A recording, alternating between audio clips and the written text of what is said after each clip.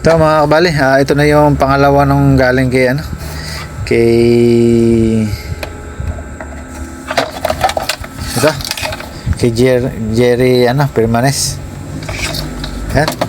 Ang unit niya Susan 735. Ito yung second version.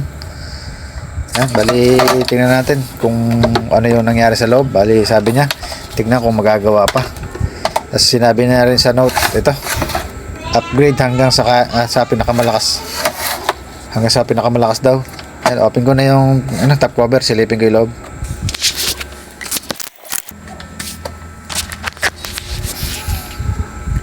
Ito mga kabali, wala naman tayo ibang nakitang problema dito sa loob. Maliban dito sa inductor, malapit na maputol. Bali, ang pag-testing na lang natin gagawin dito, natin kung magpoponto pa ng dito sa filter capacitor natin para matiyak lang natin na goods pa yung inverter side. Yan, bali nakakabit na yung battery natin. Ito na lang sa test valve ko lang ilalagay para matesting. Yan, may ilaw naman. Testing na lang natin kung magpopondo pa. Yan, bali sa ilaw na lang tayo sa test valve. Yan, wala. Ayaw niya mag-on.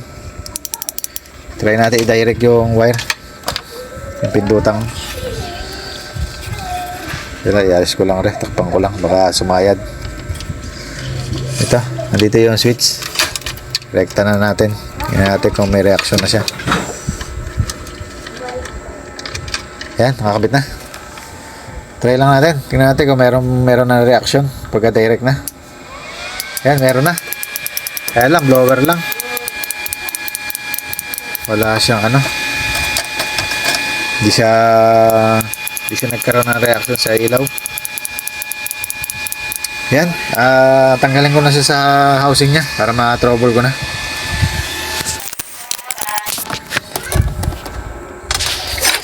Ito mga kabali, una natin gagawin itong PWM. Titingnan natin kung may signal na lumalabas. Ay, tatanggalin ko muna yung pulse transformer natin para dito tayo magsukat kung meron. Yan, tanggalin ko muna.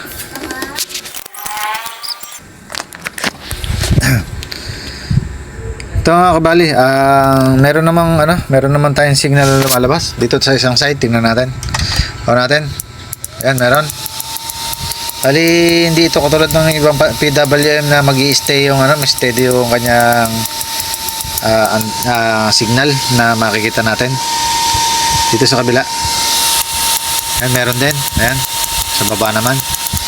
Bali, kung titingnan natin kung parehas natin nakakabit sa peak to peak, ito. Ayan, dalawang grounding sa ating probe. Bit na. Ayan, meron tayong nakikita. Kada pindot nawawala. Ayan, bali goods naman yan. Ayan, balik ko na lang to. Tapos tingin pa ako na ibang parts na pwedeng sira nya.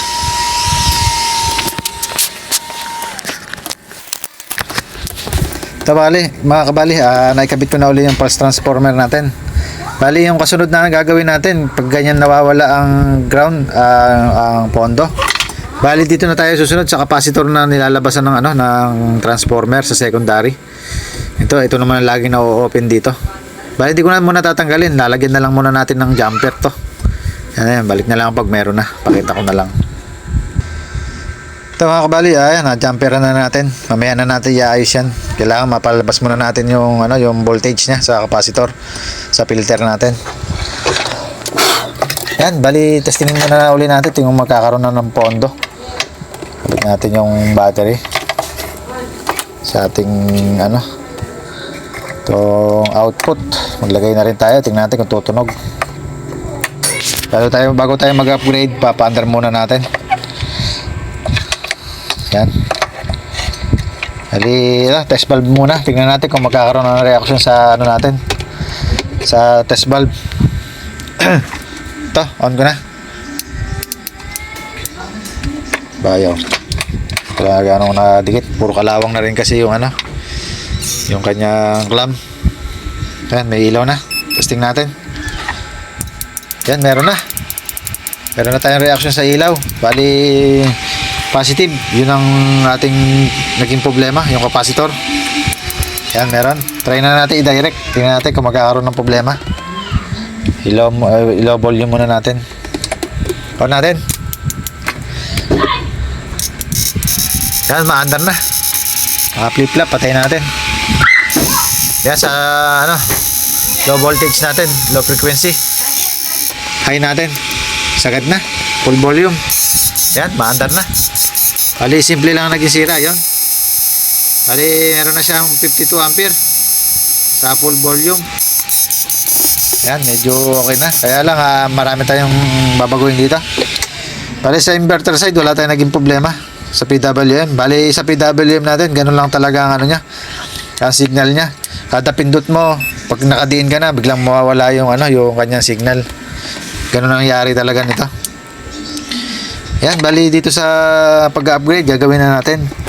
Itong capacitor na to, gagawin na natin 4.75 to.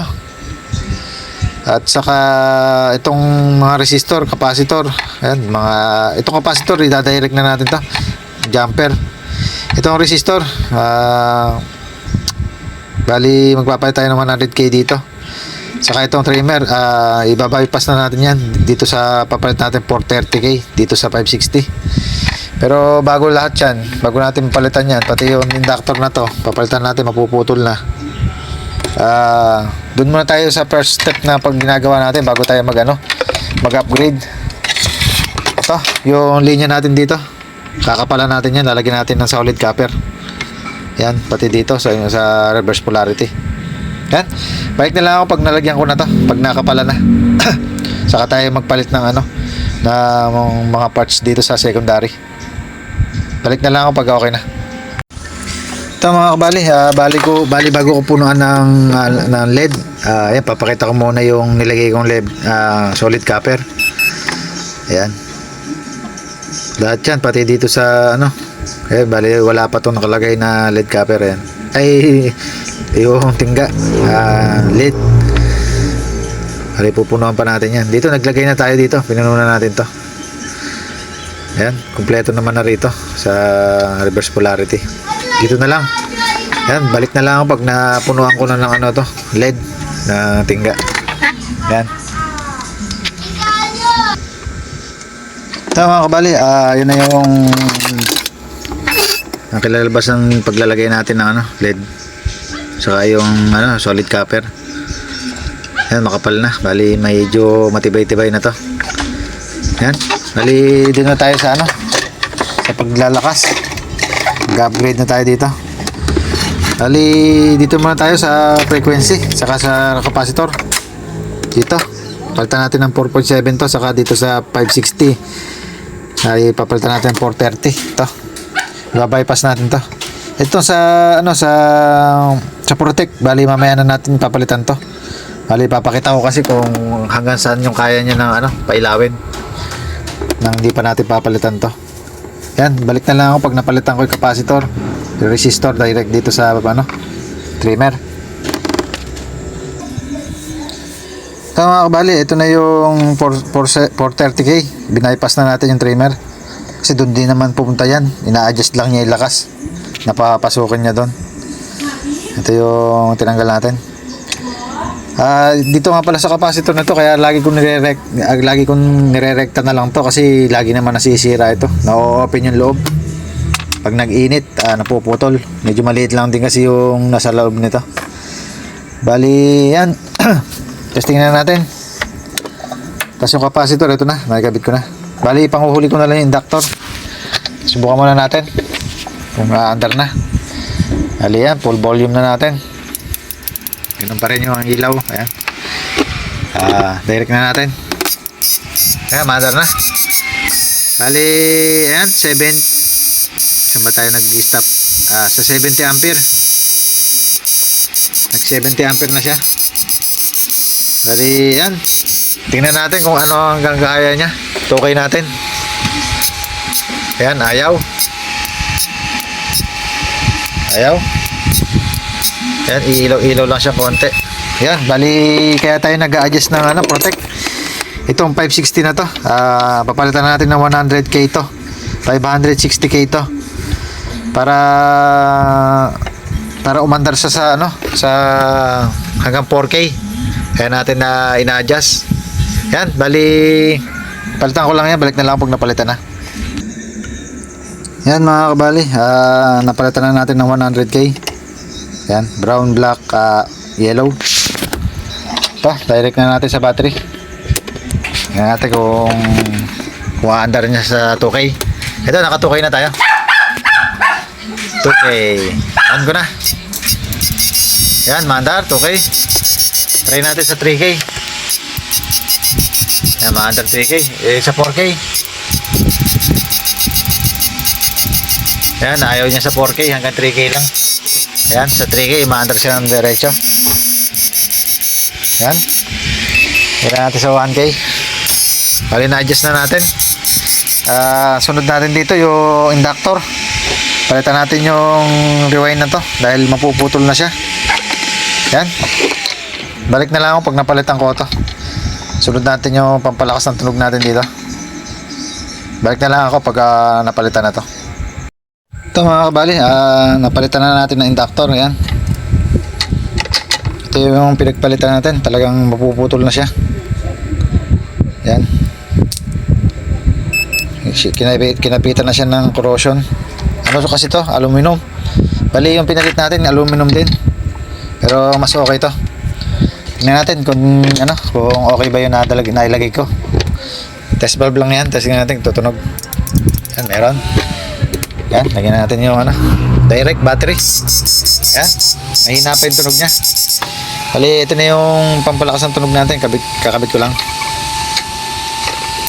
Yan. Lumakas na yung tunog niya. Adjust pa natin. Yan. Bali dito sa na to, yun lang naman naging problema. Nawalan siya ng output. Pero ang ginawa natin, sinabay na natin na upgrade. Yan, saka yung sa inverter side natin, kinapala natin yung mga linya sa board. Yan, andar. Lagyan natin ng flip-flop. Yan, lakas. Ito ang andar niya ngayon. Lagyan natin sa 2K, sa 3K, 4K. Talagang ayaw niya na sa 4K, hanggang 3K lang. Yan, 3K. Pero pwede na yan. Ang importante, mandar na siya ng mas malakas. Pati dito sa natin. Lagyan natin yung flip-flop. Ito na yung kinakaya niya sa battery ngayon. 70, 65, 67. Bali, ang laki ng tinaas niya, 67 na. From 50, 51 ampere, naging 67. As gumanda yung tunog niya. Yan, sa Susan 735 na to. Okay na, hanggang dito na lang. Okay na.